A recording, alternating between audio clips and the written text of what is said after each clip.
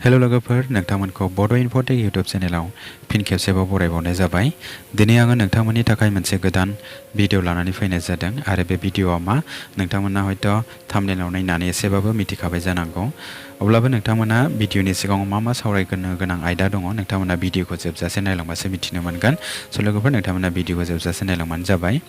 स' लोगोफोर दिनैनि जानाखि सावरायनो गोनां आयदा दङ बियो फार्स्टआवनो दङ CTETआ स्टप खालामबाय B.Ed गोनांफोरनि प्राइमारि CTET सार्टिफिकेटखौ बा मार्कशीटखौहाय। स' लोगोफोर जोंहा दाख्लै बावैसो मोनसे जानाखि सुप्रिम कर्टनिफ्राय 11 तारिखआवहाय जाजमेन्ट ओंखारदों B.Ed आरो D.El.Ed नि जानाखि हाइकर्ट केस जानानै थानाय दंमोन आरो बे हाइकर्ट केस जानानै थानाया सुप्रिम कर्टसिम थांदों आरो सुप्रिम कर्टनिफ्राय 11 तारिखआव बे जाजमेन्टआ ओंखारदों। दा बे जाजमेन्टआ ओंखारनायनि उनावहायनो CTET नि जानाखि अफिसियेल वेबसाइट दङ बे अफिसियेल वेबसाइटनिफ्राय B.Ed केन्डिडेटफोरनि लवार प्राइमारिनि जानाखि CTET नि मार्कशीट दङ बे मार्कशीट होनायखौ बन्द' खालामनानै दोननाय जाबाय। दा लोगोफोर नोंथांमोना बेखौ CTET नि अफिसियेल वेबसाइटआव थांनानैबो चेक खालामनो हागोन आरो नायनोबो हागोन नंमारगौना नंमारा। दा बे खोथाया आंनिसिम खौराङाव सफैदों। दा नोंथांमोननि थाखाय आं बेखौ फोरमायनानै होनाय जाबाय। नोंथांमोना बेखौ चेक खालामनानैबो लानो हागोन नंमारगौना नंमारा। दा लोगोफोर दा CTETआ B.Ed गोनांफोरनि लवार प्राइमारिनि मार्कशीटखौ बन्द' खालामनानै होदोंब्ला दा अल अभार इन्डिया जेरावबो बियो जानो हासिगौ आरो जानाखि NCTE दङ national council of teacher education बेनि आन्दारावहायनो अल अभार इन्डियानि जेसेबांनाखि इडुकेसन सिस्टेम दङ बे इडुकेसन सिस्टेमा बे NCTE नि गाइडलाइन हिसाबैनो सोलिनांगौ जायो। दा जोंनि आसामावबो हयथ' बेनि जानाखि मार्कशीट होनाय B.Ed केन्डिडेटफोरनि लवार प्राइमारि जानाखि मार्कशीट होनाय बेवहाय एसेबाबो एफेक्ट गोलैफैनो हागौ। मानोना एडुकेसन सिस्टेमा NCTE गाइडलाइन हिसाबैनो सोलिनांगौ जायो। दा बेवहाय मोनसे इम्परटेन्स खोथाया जाफैबाय जोंहा दाख्लै बावैसो 6 शिड्युलनि स्पेशल टेट जानानै थांबाय। दा बे स्पेशल टेटनि जानाखि मार्कशीट बे मार्कशीटखौ दिनैसिम होथ'वाखै। दा बे मार्कशीट होनायावबो एसे इफेक्ट गोलैफैनो हागौ होननानै जों साननो हायो। मानोना जानाखि CTET नि मार्कशीटखौनो लवार प्राइमारिनिखौ बन्द' खालामनानै होनाय जाबाय। दा बे हिसाबै आसामावबो जानाखि स्पेशल टेट जादों बे स्पेशल टेटनि B.Ed केन्डिडेटफोरनि जानाखि लवार प्राइमारिनि मार्कशीट दङ बेखौ बन्द' खालामनो हागौ होननानै जोङो साननानै लानो हायो। दा बियो बेसेबां जाफुङा बेखौ सियर बुंनो हाया, नाथाय जानो हागौ। नोंथांमोना बेखौ गावबा गावनो नायबिजिरबानो जाबाय। दा लोगोफोर बेवहाय जानाखि NCTE नि जानाखि मोनसे गाइडलाइन्स दंमोन बे गाइडलाइन्सखौ रिफर्म खालामनानै बेखौ होनाय जाबाय। दा नोंथांमोना बेखौ नायनो हागोन। स' लोगोफोर बेवहाय जानाखि NCTE गाइडलाइन हिसाबै सिगाङावहाय जेरैबायदि टिचारनि रिक्रुटमेन्ट जायोमोन दा बे टिचारनि रिक्रुटमेन्ट जानायखौ एसे सोलाय सोल' खालामनानै होनाय जाबाय बा बेखौ रिफर्म खालामनानै होनाय जाबाय। नोंथांमोना नैबे नटिफिकेसनखौ नायनो हागोन। बियो NCTE निफ्राय फैनाय national council for teacher education. दा बेवहाय माखासे गाइडलाइन्स दङ। बेवहाय टिचार रिक्रुटमेन्टनि थाखाय मा क्वालिफिकेसन नांगौ बेखौ बेवहाय होनाय जादों। आं नोंथांमोननो बेखौ एसे फोरमायनानै होगोन हाइलाइट होनानै। बेवहाय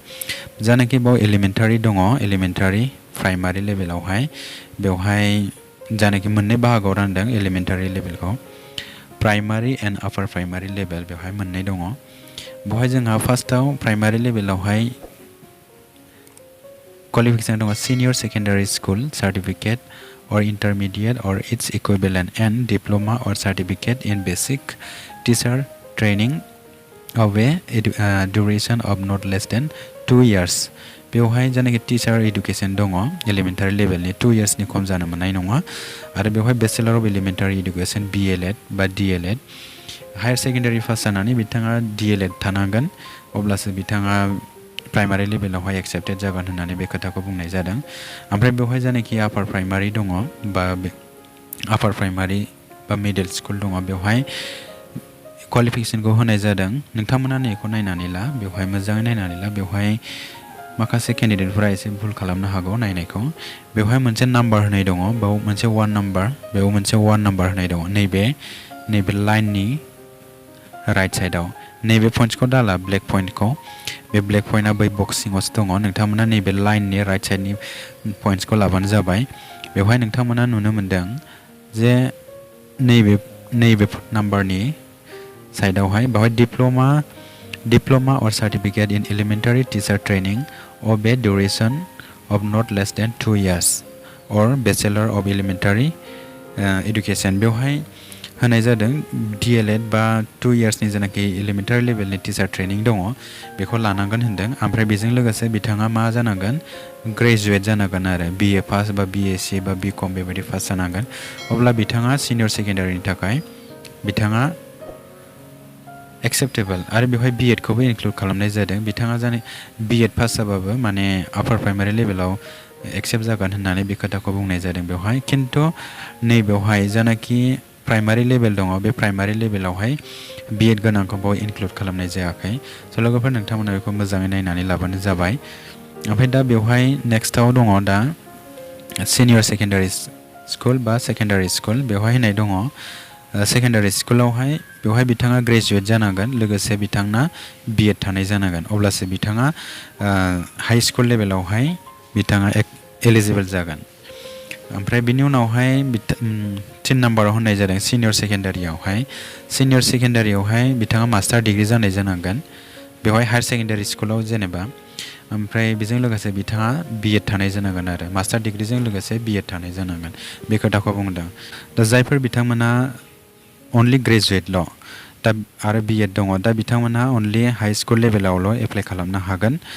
ओमफ्राय सेकेन्डारि स्कुलावहाय जेनेबा हायार सेकेन्डारि स्कुलावहाय बिथांमोनहा एप्लाइ खालामनो हानाय नङा दा बिथांमोननि थाखाय मास्टार डिग्री जानांगोन मास्टार डिग्रीजों लोगोसे बिथाङा B.Ed थानाय जानांगोन दा बेनो आरो दा D.El.Ed केन्डिडेटफोरा अनलि एलिमेन्टारि लेभेलावल' एप्लाइ खालामनो हायो लवार प्राइमारि आरो आपार प्राइमारि बेवहाय दा B.Ed केन्डिडेटफोरनि थाखाय बांसिन सुबिदा दङ स्कप दङ बिथांमोना आपार primary high school higher secondary school बिथांमोना बेवहाय एप्लाइ खालामजोबनो हायो दा बिथांमोननि थाखाय मोनथाम स्कप दङ जायनाखि MA पास बा PG पास बिथांमोनहा मोनथाम स्कप मोनो आपार प्राइमारि हाई स्कुल आरो हायार सेकेन्डारि स्कुल दा मोनथाम लेभेलाव एप्लाइ खालामनो हायो नाथाय जायनाखि अनलि D.El.Edल' दङ बे D.El.Ed केन्डिडेटफोरा अनलि लवार प्राइमारि आरो आपार प्राइमारि बेयावल' एप्लाइ खालामनो हायो दा बेवहायबो दङ जायनाखि अनलि हायार सेकेन्डारिल' पास बिथांमोनाथ' अनलि LP स्कुलावल' एप्लाइ खालामनो हागोन आरो जायफोर ग्रेजुवेट पास दा बिथांमोनहा आपार प्राइमारि एन्ड लवार प्राइमारि मोननैयावबो एप्लाइ खालामनो हागोन आरो बियो दा जोंनि गेजेरावहाय गोबां केन्डिडेटफोरनि गेजेरावहाय D.El.Ed आरो B.Ed बे मोननैनि गेजेराव गोबां कन्ट्रभारसि फैगासिनो दङ दा लोगोफोर बेवहाय गावजों गाव कन्ट्रभारसि जानानै जेबो लाब गैया बियो जानाखि सुप्रिम कर्टनि अर्डार बे सुप्रिम कर्टनि अर्डार हिसाबैनो सोलिगोन दा B.Ed केन्डिडेटफोरा बेखौ आपिल खालामनो हागोन दा आपिल खालामबाबो बेवहाय D.El.Edनि केन्डिडेटफोराबो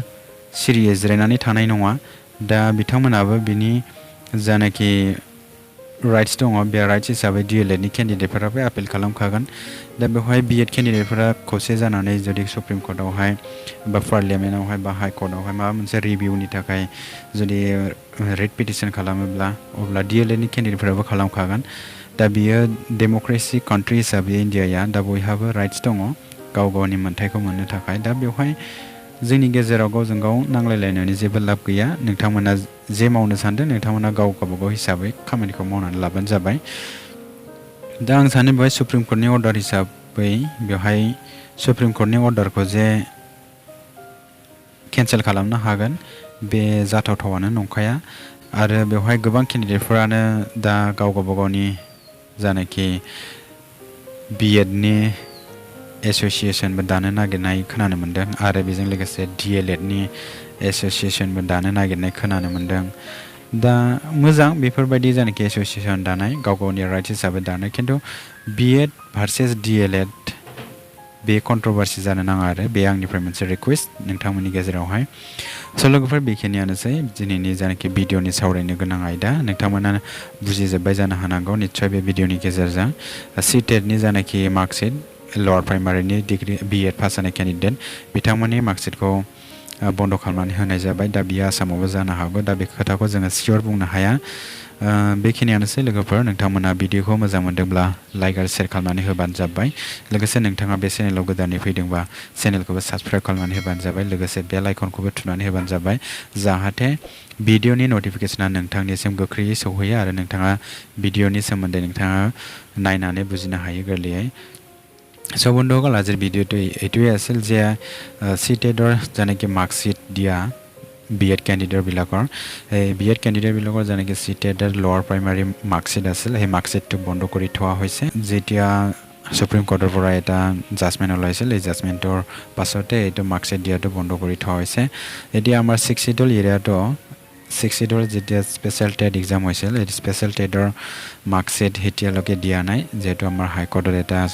কেছ চলি আছে এইটো অহাকালি যেনেকৈ হিয়াৰিং হ'ব হিয়াৰিঙৰ পাছত যি ফাইনেল ডিচিশ্যন আহিব ফাইনেল ডিচিশ্যন আহিলে এইটো মাৰ্কশ্বিট দিয়াটো ষ্টাৰ্ট হৈ যাব কিন্তু ইয়াতে যেনেকৈ B.Ed কেণ্ডিডেট আছে B.Ed কেণ্ডিডেটবিলাকৰ লোৱাৰ প্ৰাইমাৰী স্পেচিয়েল টেটৰ লোৱাৰ প্ৰাইমাৰী মাৰ্কশ্বিটটো বন্ধ কৰিব পাৰে সেইটো বিষয়ে এইটো আলোচনা কৰা হৈছে এইটো NCTE গাইডলাইন হিচাপত যেহেতু অল ইণ্ডিয়া এইটো এডুকেশ্যন চিষ্টেমটো চলি থাকে ইয়াৰ হিচাপত আমাৰ অসমতো স্পেচিয়েল টেটৰ যোনটো B.Ed কেণ্ডিডেটৰ লোৱাৰ প্ৰাইমাৰী মাৰ্কশ্বিট সেইটো বন্ধ কৰিব পাৰে সেইটো ইয়াতে ভিডিঅ'ৰ মাজত এইটো কোৱা হৈছে এইটো আৰু NCTE গাইডলাইন হিচাপত যেটো টিচাৰ ৰিক্ৰুটমেণ্ট আছিল এই টিচাৰ ৰিক্ৰুটমেণ্টটো সেইটো লিখা আছে এইটো ৰিফৰ্ম কৰা হৈছে ইয়াতে কোৱালিফিকেশ্যনটো কি লাগে সেইটো ইয়াতে লিখা হৈছে আপোনালোকে এইটো নটিফিকেশ্যনটো নিশ্চয় পাইছে চাগে আৰু পোৱা নাই যদি আপোনালোকে এইটো ভালকৈ চাব ইয়াতে পইণ্টছ দিয়া আছে এটা এটাকে নাম্বাৰ 1 ইয়াতে সেইটো পইণ্টছৰ লিখা আছে ইয়াতে এলিমেণ্টাৰী ছেকশ্যনত লোৱাৰ প্ৰাইমাৰী ছেকশ্যনত ইয়াতে D.El.Ed লকে হায়াৰ ছেকেণ্ডেৰী পাছ হ'লে ইয়াতে একচেপ্টেড হ'ব এই কথাটো কৈছে আৰু ইয়াতে B.Edৰ একো মেনশ্যন নাই B.Ed বিলাকে ইয়াতে এপ্লাই কৰিব নোৱাৰিব লোৱাৰ প্ৰাইমাৰীত যোনটো টিচাৰ ৰিক্ৰুটমেণ্ট আছে ইয়াতে কিন্তু ইয়াতে আপাৰ প্ৰাইমাৰী লিখা আছে আপাৰ প্ৰাইমাৰী ইয়াতে B.Ed বা D.El.Ed ইয়াৰ লগত গ্ৰেজুৱেশ্যন